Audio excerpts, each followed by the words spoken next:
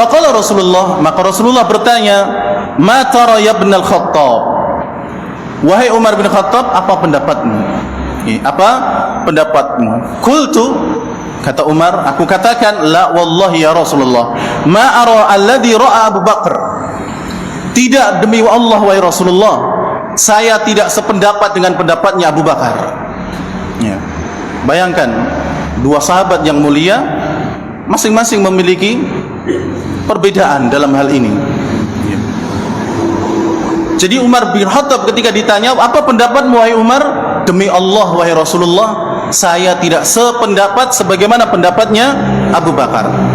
Walakinni ara antumakkina fanadriba a'naqahum. Wahai Rasulullah, aku berpendapat kita penggal saja kepalanya. Ya. Kita penggal kepala mereka. Artinya dibunuh saja, nggak usah pakai tebusan-tebusan. Ya, kita bunuh saja mereka. Jadikan Ali yang membunuh si fulan, jadikan si fulan yang membunuh si fulan. Ya. Ini pendapatnya Umar bin Khattab radhiyallahu taala anhu. Bismillahirrahmanirrahim. Assalamualaikum warahmatullahi wabarakatuh. Alhamdulillahi rabbil alamin. Wassalatu wassalamu ala ashrafil anbiya'i wal mursalin wa ala alihi wa ashabihi wa man tabi'ahum bi ihsanin ila yaumiddin wa sallama tasliman katsira. Amma ba'du. Jamaah kaum muslimin wal muslimat rahimani wa rahimakumullah. Alhamdulillah, kita bersyukur kepada Allah tabaraka wa taala di kesempatan ba'da maghrib ini kita masih diberikan kesempatan oleh Allah subhanahu wa ta'ala untuk kembali melanjutkan pembahasan dari kajian kita, yaitu kajian As-Sirah An-Nabawiyah, pelajaran tentang kehidupan Nabi kita yang mulia, Nabi Muhammad sallallahu alaihi wa ala alihi wasallam. Dan di antara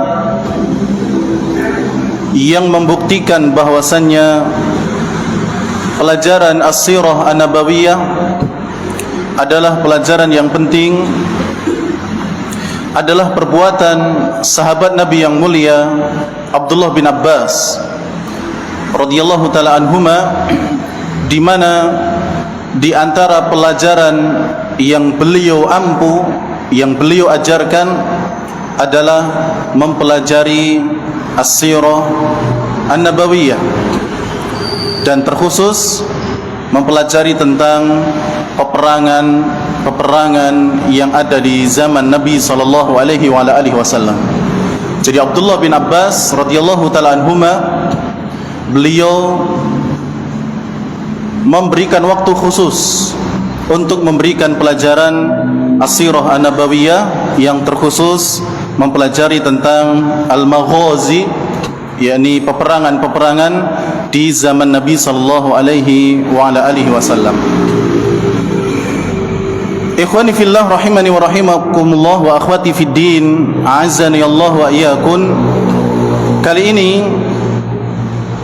kita akan kembali melanjutkan pelajaran As-Sirah An-Nabawiyah, dan ini adalah pertemuan yang ke 130, masih membahas perang Badar Kubra, dan ini adalah bagian yang ke-35.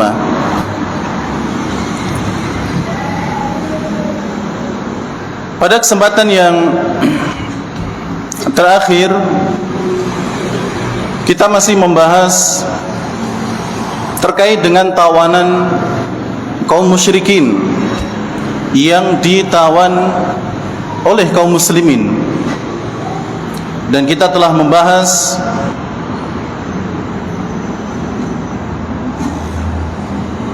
dua tawanan dari kaum musyrikin yang diminta oleh Nabi SAW untuk dihabisi saja karena perlakuan mereka di masa lalu. Mereka adalah An-Nadhr bin Al-Harith dan juga Uqbah bin Abi Mu'ayyid laknatullahi alaihima, ya, di mana di perjalanan dari Badar menuju Madinah, Nabi SAW memerintahkan keduanya untuk dihabisi.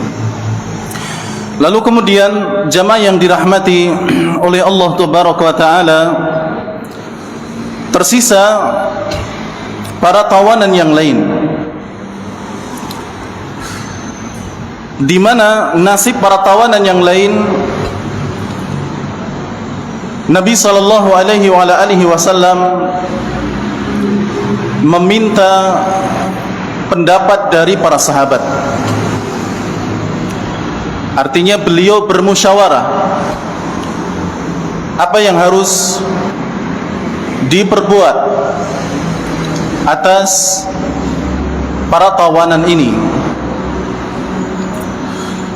Maka beliau meminta pendapat dua sahabat yang mulia, yaitu pendapatnya Abu Bakar As-Siddiq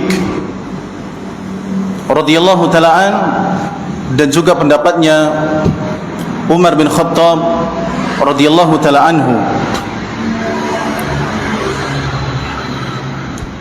Nabi SAW ketika meminta pendapat Abu Bakar As-Siddiq, maka Abu Bakar As-Siddiq memberikan usulan agar tawanan-tawanan ini diambil fidyahnya atau diambil tebusannya, dan berharap agar suatu saat nanti tawanan-tawanan ini mendapatkan hidayah Islam lalu kemudian masuk Islam. Jadi Abu Bakar As-Siddiq berpendapat agar tawanan-tawanan ini dibebaskan dengan tebusan. Keluarga dari mereka yang ditahan menebus keluarga mereka sendiri, agar nanti ya hasil tebusan tersebut bisa menguatkan kaum muslimin, dan berharap mereka yang ditebus ini mendapatkan hidayah Islam lalu kemudian pada akhirnya masuk Islam. Ini adalah pendapatnya Abu Bakar As-Siddiq radhiyallahu ta'ala an. Lalu kemudian Nabi SAW juga meminta pendapatnya Umar bin Khattab. Maka Umar bin Khattab radhiyallahu ta'ala an berpendapat bahwa hendaknya tawanan-tawanan ini dibunuh saja, tidak perlu dibebaskan sekalipun dengan tebusan, apalagi bebas tanpa syarat. Jadi Umar bin Khattab beliau berpendapat bahwa hendaknya tebusan ini dibunuh saja. Lalu kemudian jamaah yang dirahmati oleh Allah Subhanahu wa taala, Rasulullah SAW memilih atau lebih cenderung kepada pendapatnya Abu Bakar As-Siddiq. Ya, kita ingat Abu Bakar As-Siddiq adalah sahabat Nabi yang memiliki dua sifat dari dua sahabat yang berseberangan dalam hal sifat. Umar bin Khattab orangnya keras, ya. Beliau memiliki sifat yang pemberani, ya, keras. Kemudian yang kebalikan dari Umar adalah Utsman bin Affan radhiyallahu ta'ala an. Beliau adalah sahabat yang sangat pemalu, ya, sangat-sangat pemalu, sampai-sampai malaikat pun malu kepada Utsman bin Affan, ya. Jadi Utsman ini sahabat yang sangat pemalu sekali. Tapi kebalikan dari Umar bin Khattab, beliau berwatak keras, keras tapi ya terarah, bukan keras yang berotot, ya, tapi terarah. Kemudian Abu Bakar As-Siddiq, beliau memiliki dua sifat itu. Ya. Di kesempatan lain beliau pemalu, tapi di kesempatan lain beliau juga terkadang marah, keras. Ya. Maka terhadap tawanan ini, ketika itu Abu Bakar As-Siddiq mengeluarkan pendapatnya berdasarkan sifat pemalunya, sifat rahmatnya, sehingga biarkan ya para tawanan ini bebas, tapi dengan tebusan, dengan tebusan. Tapi Umar tidak mau mereka ini harus dibunuh. Lalu kemudian Nabi SAW cenderung kepada pendapatnya Abu Bakar As-Siddiq.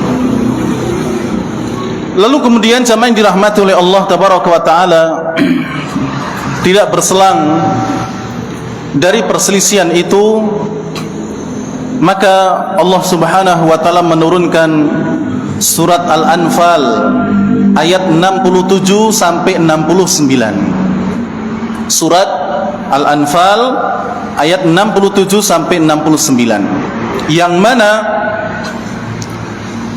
isi dari ayat ini membenarkan pendapatnya Umar bin Khattab radhiyallahu taala anhu. Ya, membenarkan pendapatnya Umar bin Khattab radhiyallahu taala anhu. Kita lihat tafsir dari Al-Imam Al-Qurtubi dari ayat ini.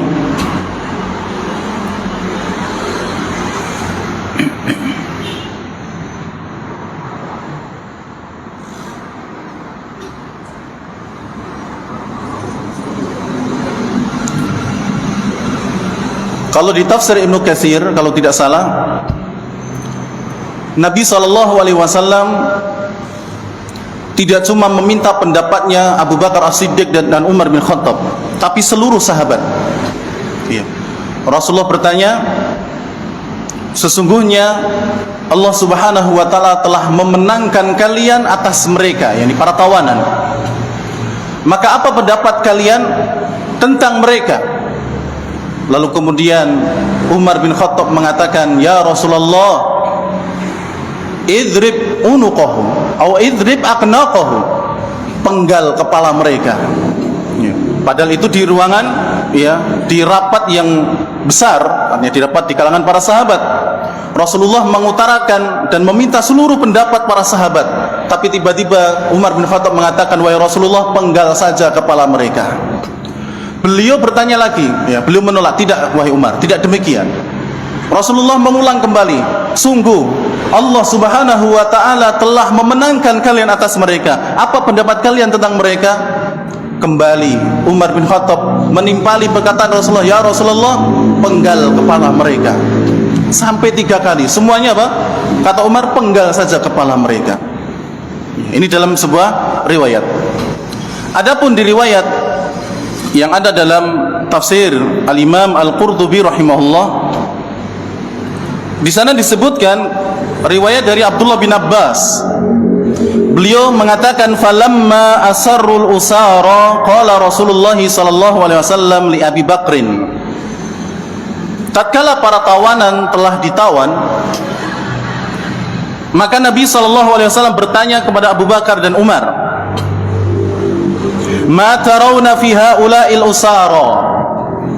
Wahai Abu Bakar, wahai Umar, apa pendapat kalian tentang para tawanan itu?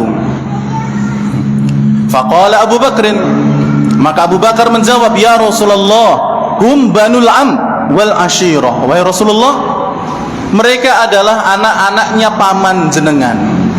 Ya, mereka adalah anak-anaknya paman Anda. Bahkan mereka adalah anak-anak dari keluarga Anda. Ya, karena tidak dipungkiri ikhwani fillah, di perang Badar ini dari kalangan musyrikin ada juga keluarganya Nabi SAW yang ikut berperang, ya, melawan Nabi SAW. Makanya Abu Bakar mengatakan, wahai Rasulullah, mereka adalah anak paman Anda, bahkan mereka adalah anak-anak dari keluarga Anda. Ara an ta'khudha minhum fidyah. Aku berpendapat ambil saja dari mereka fidyah, yakni tebusan. fatakunu lana quwwatan 'alal kuffar, dan tebusan itu dapat kita jadikan sebagai penguat, ya, kekuatan kita untuk melawan orang-orang kufar nantinya. Ya, karena 70 tahanan, ya, itu satu tahanan 4.000 dirham. Ya, 4.000 dirham. Satu dirham berapa, ya, gram emas. Kalau 1 gram emas berapa harganya, tinggal dikalikan saja. Itu banyak. Nanti akan dapat, ya, uang agar menjadikan kaum muslimin semakin kuat untuk melawan orang-orang kufar. Fa'asallahu ayyahdiyahum lil Islam, dan aku berharap suatu saat nanti mereka mendapatkan hidayah Islam sehingga masuk ke dalam Islam. Ya, ini kata Abu Bakar As-Siddiq radhiyallahu taala anhu.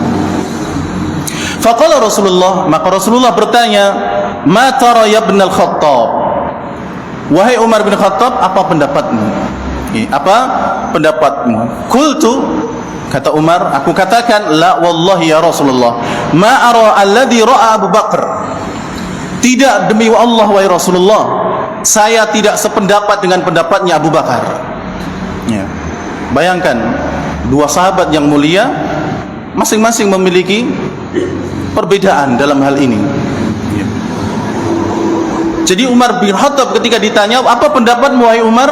Demi Allah wahai Rasulullah, saya tidak sependapat sebagaimana pendapatnya Abu Bakar. Walakinni ara an tumakkina fanadriba a'naqahum. Wahai Rasulullah, aku berpendapat kita penggal saja kepalanya. Ya. Kita penggal kepala mereka. Artinya dibunuh saja, nggak usah pakai tebusan-tebusan. Ya, kita bunuh saja mereka. Jadikan Ali yang membunuh si fulan, jadikan si fulan yang membunuh si fulan. Ya. Ini pendapatnya Umar bin Khattab radhiyallahu taala anhu.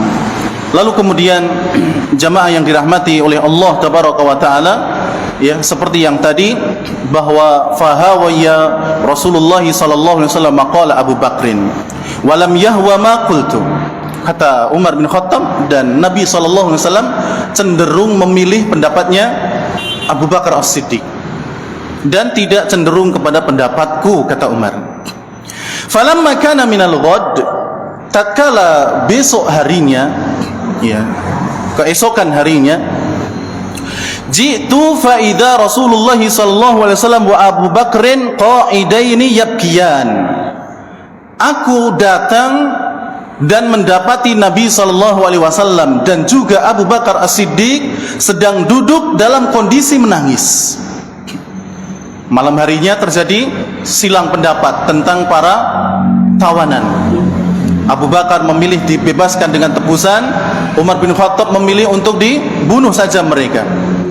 Selesai sudah itu, permusyawaratan itu yang belum ketemu titik terangnya, maka pagi harinya, ya, Umar bin Khattab mendapati Abu Bakar As-Siddiq dan Nabi SAW sedang duduk dan menangis.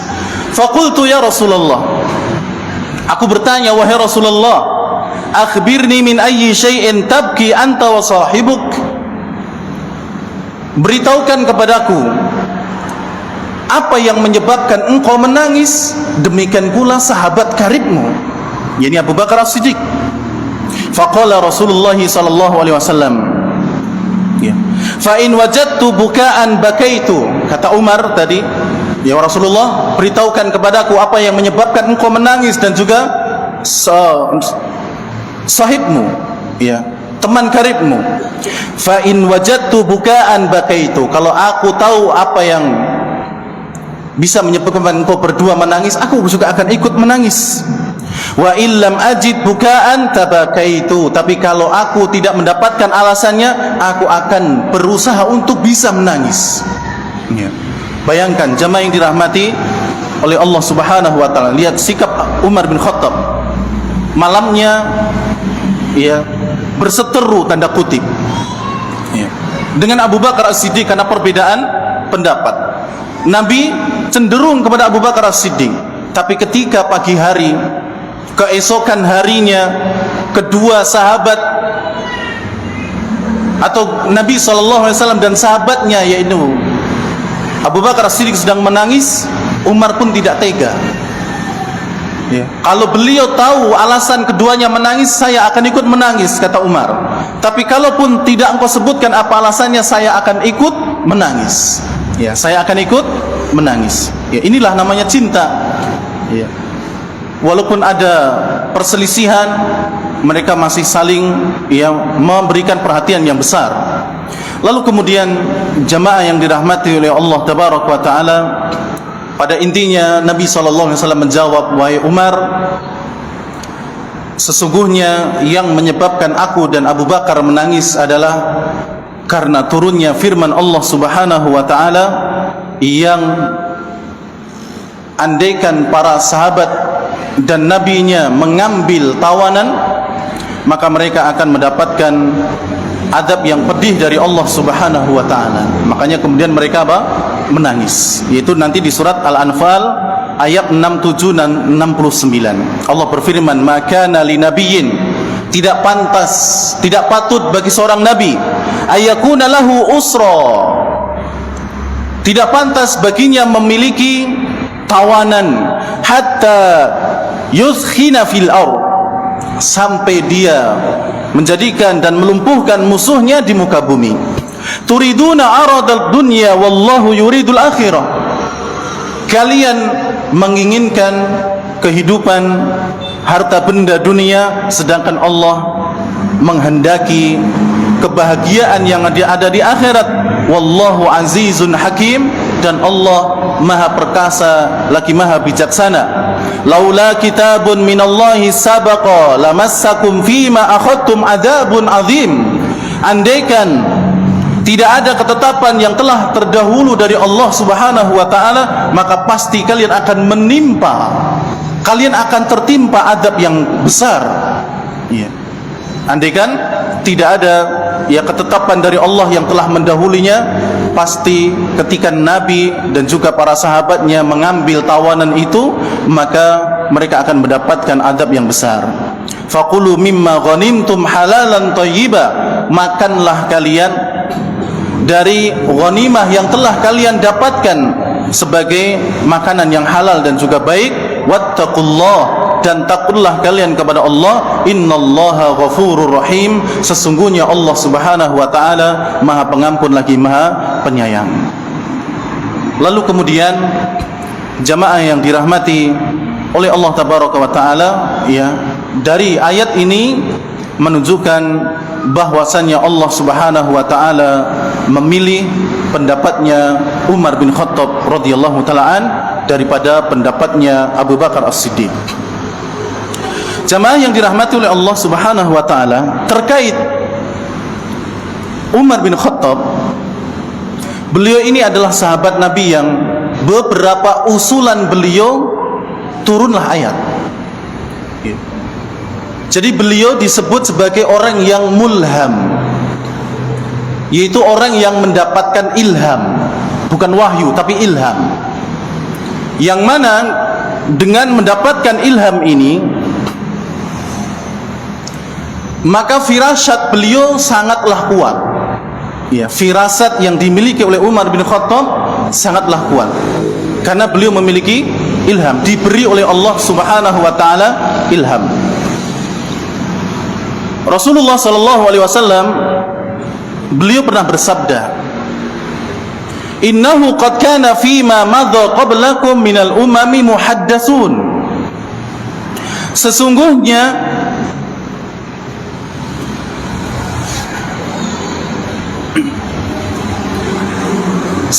di antara orang-orang sebelum kalian terdapat sejumlah orang yang mereka mendapatkan ilham. Muhaddatsun itu kalau diartikan diajak bicara. Ya, diajak bicara, tapi tidak diajak bicara seperti Nabi SAW atau para nabi. Ya, tidak seperti itu, tapi mereka diberi ilham sehingga firasatnya ini kuat. Wa innahu in kana fi ummati hadhihi minhum, dan sekiranya di umat ini ada orang-orang yang demikian, fa innahu Umar bin Khattab, maka dia adalah Umar bin Khattab.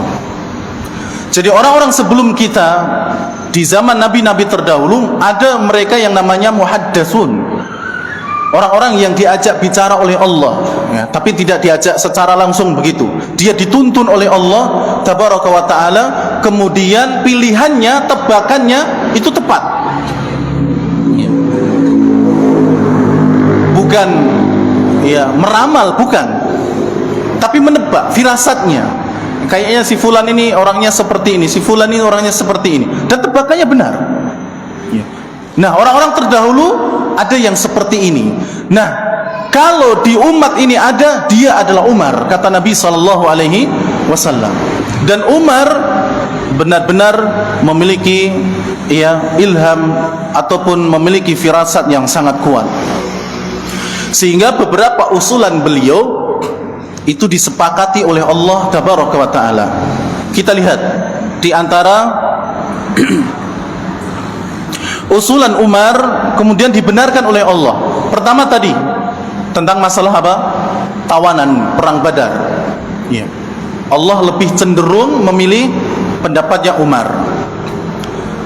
Sekarang ada beberapa ya usulan Umar bin Khattab yang dibenarkan oleh Allah tabaraka wa ta'ala, sebagaimana dalam hadis yang sahih diriwayatkan oleh Imam Bukhari dan juga Imam Muslim. Hadis dari Umar sendiri, beliau mengatakan wa faqtu rabbi fi salasin. Usulanku dibenarkan oleh Allah tabaraka wa ta'ala dalam 3 kasus, ya, 3 kisah, 3 kesempatan, ya. Usulannya Umar itu disepakati oleh Allah tabaraka wa ta'ala. Yang pertama, fakultu, aku pernah bertanya kepada Nabi SAW, ya Rasulullah, wahai Rasulullah, lawit takhadna min maqami Ibrahim musalla.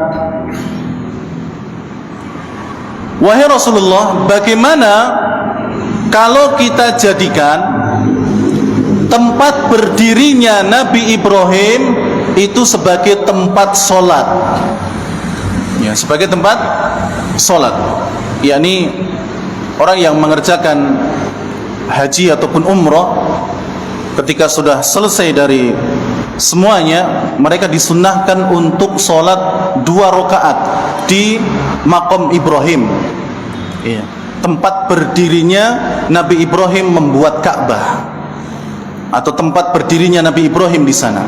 Jadi maqam itu bukan makam, bukan kuburannya Nabi Ibrahim, tapi tempat di mana Nabi Ibrahim berdiri di sana. Bagaimana kalau kita jadikan maqamnya Nabi Ibrahim ini sebagai tempat untuk solat? Fa anzalallahu azza wa jal, lalu Allah menurunkan satu ayat, yaitu surat Al-Baqarah ayat 125. Ayat 125. Apa kata Allah? Wattakhidhu mim maqami Ibrahim musalla. Redaksinya mirip, pas, persis. Hanya saja perbedaannya adalah wattakhidhu, dan jadikanlah oleh kalian mim maqami Ibrahim musalla, dari tempat berdirinya Nabi Ibrahim itu sebagai tempat solat, ya, sebagai tempat solat. Surah Al-Baqarah 125. Usulannya, ya, Umar bin Khattab disetujui oleh Nabi SAW. Kemudian yang kedua, wa ayatul hijab, tentang ayat hijab, ya, tentang ayat hijab.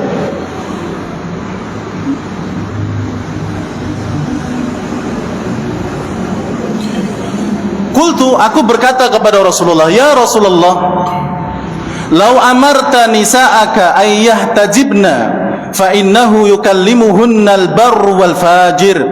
Wahai Rasulullah, bagaimana kalau Anda menyuruh istri-istri Anda untuk berhijab? Ya, maksudnya berhijab bukan berarti istri Nabi terdahulu belum berhijab. Mereka sudah berhijab, tapi ditambah lagi ada hijab. Kalau kaum muslimin meminta sesuatu kepada para istri Nabi SAW, agar miwarai hijab, di belakang hijab. Jadi tidak langsung minta begitu, tapi ada hijabnya. Karena yang berbicara kepada istri-istri Anda, ya, mereka adalah orang-orang yang baik. Di antara mereka juga ada orang-orang yang tidak baik. Maka bagaimana kalau sekiranya, ya, istri-istri Anda kembali, ya, membuat hijab agar mereka tertutup, sehingga nanti turun ayat-ayat tentang hijab, ya, ayat-ayat tentang hijab. Kita cari.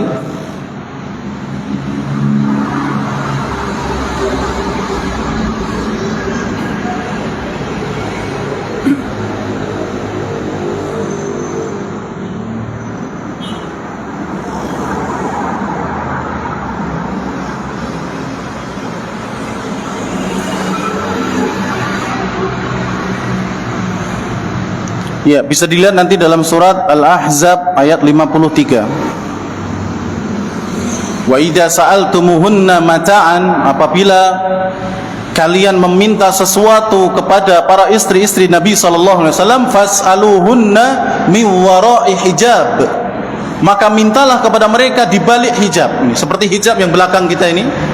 Para istri Nabi ada di sana, kalau kita meminta sesuatu, ya dari balik hijab, tidak langsung.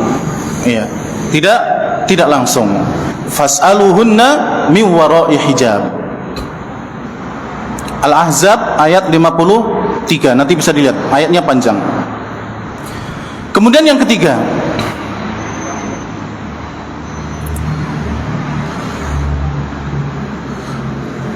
wajtama'a nisa'un Nabi sallallahu alaihi wasallam fil ghirah alaihi, berkumpullah para istri Nabi sallallahu alaihi wasallam dalam keadaan mereka ini cemburu dengan salah satu istri Nabi. Beberapa istri Rasulullah itu cemburu kepada salah satu istri Nabi sallallahu alaihi wasallam, dan mereka berkumpul seakan-akan ingin memboikot Nabi sallallahu alaihi wasallam. Ayo kita diamkan Nabi bersama-sama, ya, karena, ya, cemburu dengan salah satu istri Nabi yang lain. Maka kemudian hal ini diketahui oleh Umar bin Khattab. Lalu Umar bin Khattab mengatakan kepada istri-istri Nabi itu dengan mengatakan, asa rabbuhu in talaqakunna ayyubdilahu azwajan khairan minkun.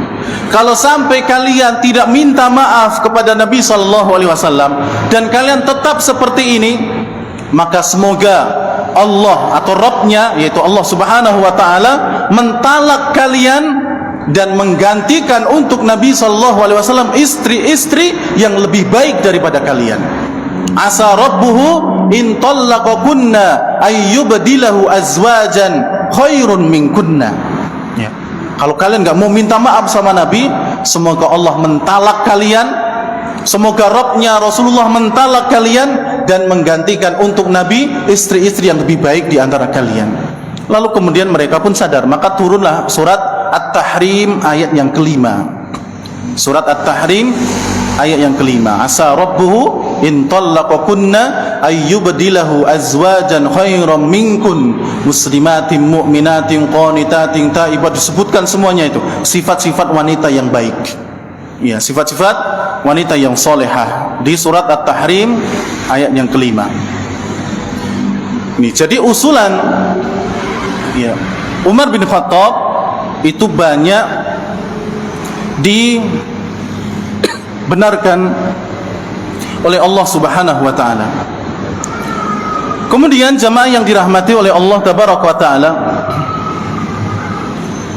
tadi kita sebutkan bahwa ketika Umar bin Khattab ditetapkan oleh Nabi sallallahu alaihi wasallam sebagai orang yang mulham, muhaddas, ya, yang diberi ilham oleh Allah Subhanahu wa taala sehingga mengakibatkan isyarat atau firasat beliau itu kuat, dan itu dibuktikan dengan beberapa kejadian, ya.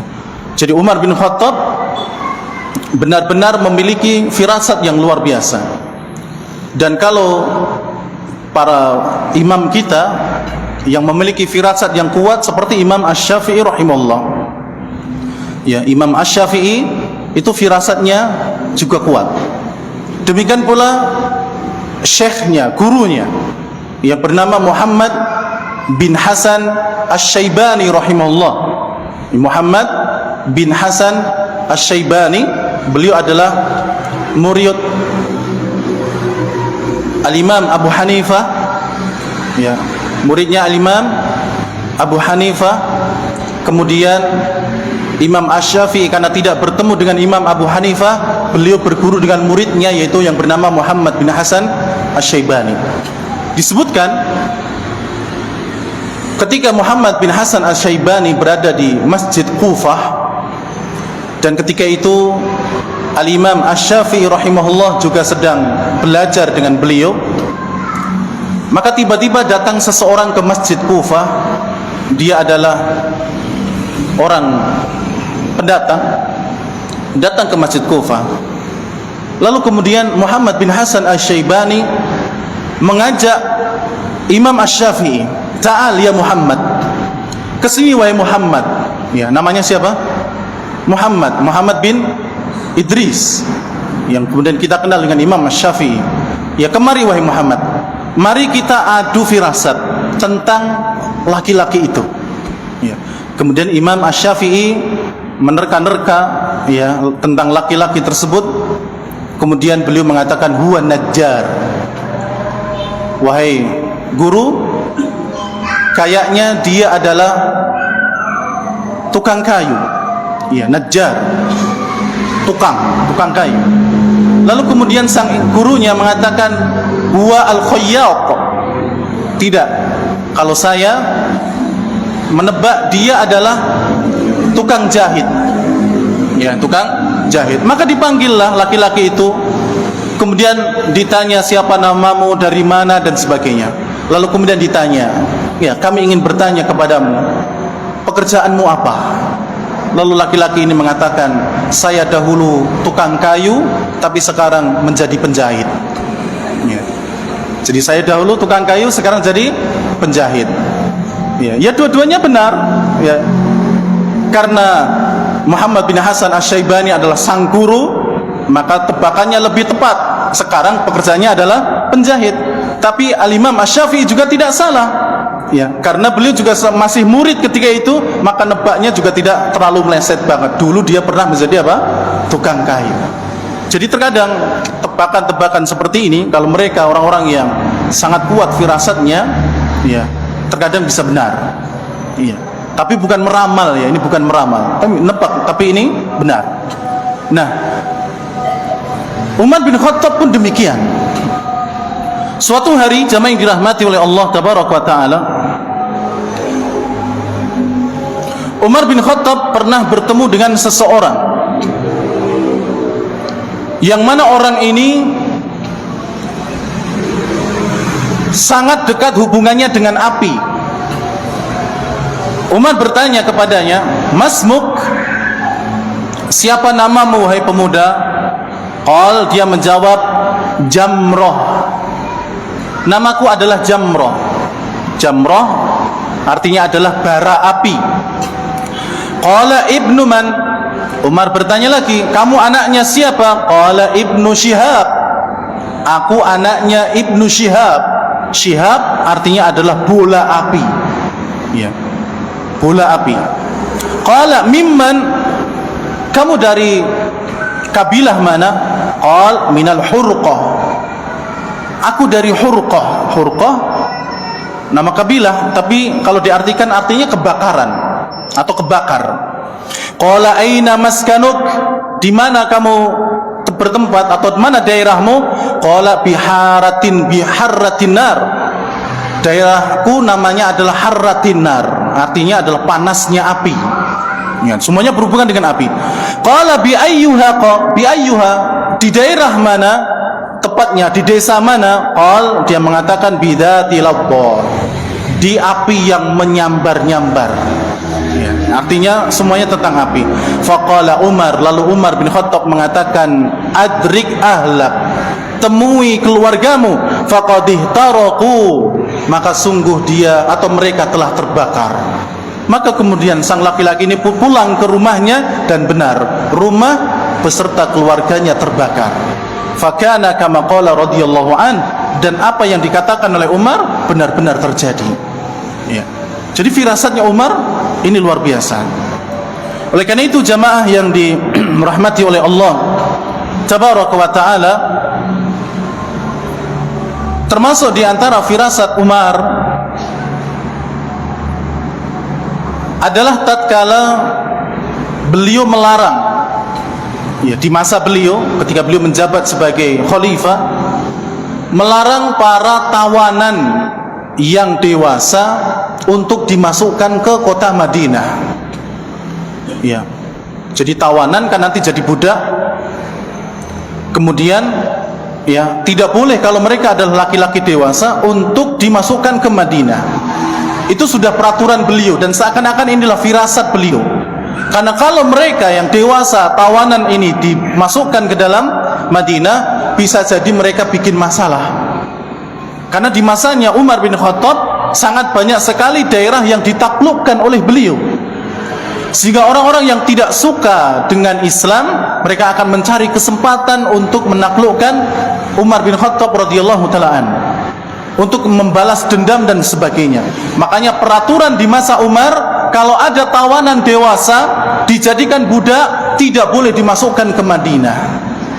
Tapi ketika itu jamaah yang dirahmati oleh Allah, ada sahabat yang mulia namanya Al-Mughirah bin Syu'bah. Al-Mughirah bin Syu'bah, beliau meminta izin kepada Umar bin Khattab untuk memasukkan budaknya yang bernama Abu Lu'lu'ah Al-Fayrus Al-Majusi laknatullah alaih. Namanya Abu Lu'lu'ah Al-Fayrus Al-Majusi, orang Majusi, bukan orang Islam. Dengan alasan, wahai Umar, Abu Lu'lu'ah ini dia pandai besi sehingga bisa membuat senjata. Dia juga bisa menjadi tukang sehingga bisa kita manfaatkan untuk membantu kaum muslimin. Ketika itu Umar pun mengizinkan, ya, terpaksanya beliau mengizinkan Abu Lu'lu'ah masuk ke Madinah dibawa oleh Al-Mughirah bin Syu'bah radhiyallahu ta'ala. Maka kemudian singkat cerita jamaah yang dirahmati oleh Allah, pada akhirnya Abu Lu'lu'ah inilah yang kemudian menusuk Umar bin Khattab ketika sholat subuh. Ya, Abu Lu'lu'ah membuat pisau dengan, ya, dilumuri racun dan pegangannya ada di tengah, dan yang saya fahami berarti di sini pisau, di sini pisau. Ya, kalau bermata dua itu seperti itu atau bagaimana? Ya, intinya begitu kan, pegangannya ada di tengah yang saya ketahui.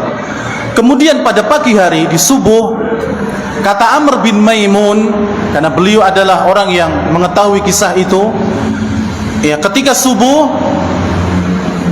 aku melihat Abu Lu'lu'ah itu ada di pojok masjid, ya, mengendap-endap, dia sembunyi-sembunyi. Lalu datanglah para jamaah untuk sholat ketika itu, sholat subuh. Kemudian Umar bin Khattab pun pada akhirnya juga datang, ya, karena imam itu biasanya datang terakhir, karena dia adalah orang yang nanti berhak untuk iqamat, ya, iqamah segera dikumandang, haknya imam, maka dia datangnya akhir. Dan beliau memasuki saf-saf seraya mengatakan sawu sufufakum, saf, rapatkan saf kalian, rapatkan saf kalian. Ketika sampai di depan, kata Amr bin Maimun, saya melihat ketika itu saya berada di saf kedua dan di depanku ada Abdullah bin Abbas. Saya di saf kedua dan di depanku di saf pertama ada Abdullah bin Abbas. Kemudian yang depan jelas Umar bin Khattab menjadi imam. Ketika itu beliau, kata Amr bin Maimun, kalau tidak salah beliau membaca surat Yusuf atau surat An-Nahl panjang, sehingga memungkinkan yang lain ikut datang ke masjid untuk mendapatkan jamaah. Maka kemudian jamaah yang dirahmati oleh Allah, tiba-tiba suara Umar hilang. Ya, suara Umar hilang. Kemudian terdengar suaranya Umar, ada seseorang yang telah membunuhku, ada seseorang yang telah menusukku. Ya, karena ketika itu, ya, Abu Lu'lu'ah Al-Majusi ini masuk ke dalam shaf, kemudian menusuk Umar bin Khattab radhiyallahu ta'ala, menusuk perutnya Umar, ya, sehingga menganga, robek besar. Lalu kemudian Abu Lu'lu'ah ini lari ke belakang sambil mengobat-abitkan pedangnya atau pisaunya tersebut sehingga mengenai 13 orang yang lain. 7 di antaranya meninggal. Ya, 7 di antaranya meninggal. Jadi pas melari ini sambil mengobat-abitkan apa? Pedangnya. Dan itu mengenai 13 jamaah ketika itu. 7 di antara mereka wafat. Lalu kemudian ada seseorang yang berhasil menangkap ya Abu Lulu'ah al-Majusi, dan karena dia merasa tidak akan mungkin bisa lolos, dan dia pun bunuh diri. Ya, dia bunuh diri. Lalu kemudian Umar bin Khattab menarik tangannya Abdurrahman bin Auf untuk maju menjadi imam menggantikan beliau. Maka Abdurrahman bin Auf, ya, beliau sholat dengan bacaan yang pendek. Kemudian setelah selesai sholat subuh itu, Umar bin Khattab bertanya, memerintahkan kepada Abdullah bin Abbas, ya Abdullah bin Abbas, cari siapa orang yang telah menikamku. Maka kemudian dicari, dan ternyata disampaikan kepada beliau, dia adalah Abu Lulu'ah al-Majusi, wahai Umar bin Khattab. Lalu Umar mengatakan, alhamdulillah, ya, segala puji hanya milik Allah yang tidak menjadikan akhir kehidupanku di tangan seseorang yang mengaku sebagai Islam. Ya. Artinya beliau bersyukur ditusuk oleh musuhnya Islam, bukan kaum muslimin sendiri yang menikam beliau. Yang pada akhirnya jamaah yang dirahmati oleh Allah, lukanya Umar, ya, ini sangat parah, sehingga ketika diberi perasan air kurma itu keluar kembali, diminumkan, keluar dari lukanya. Ketika diberi air susu, keluar dari lukanya. Dan semuanya sudah menganggap bahwasanya Umar bin Khattab tidak bisa lagi diselamatkan. Ya, akhirnya Umar bin Khattab meninggal. Ya, Umar bin Khattab meninggal. Dan sebelum itu sebenarnya ada firasat lagi, tapi ceritanya panjang. Pada intinya peraturan Umar bin Khattab ketika itu bagian dari firasat beliau, bahwa budak-budak atau tawanan dewasa tidak boleh dimasukkan ke dalam kota Madinah karena akan bikin masalah. Dan itu pun terjadi pada Umar bin Khattab radhiyallahu ta'ala anhu. Jadi Umar bin Khattab ini adalah sahabat yang luar biasa, dan beliau adalah orang yang mendapatkan ilham dari Allah Subhanahu wa taala. Bahkan Nabi sallallahu alaihi wasallam beliau pernah mengatakan, "Lau kana ba'di nabiyyun." Seandainya setelahku itu ada nabi yang akan diangkat, lakana Umar bin Khattab. Maka pasti yang akan diangkat adalah Umar bin Khattab. Bayangkan sampai segitunya Nabi sallallahu alaihi wasallam memuliakan Umar. Seandainya ada nabi lagi setelahku, tapi sudah tidak ada lagi. Andaikan ada nabi, maka nabi itu adalah Umar bin Khattab. Ya. Dia adalah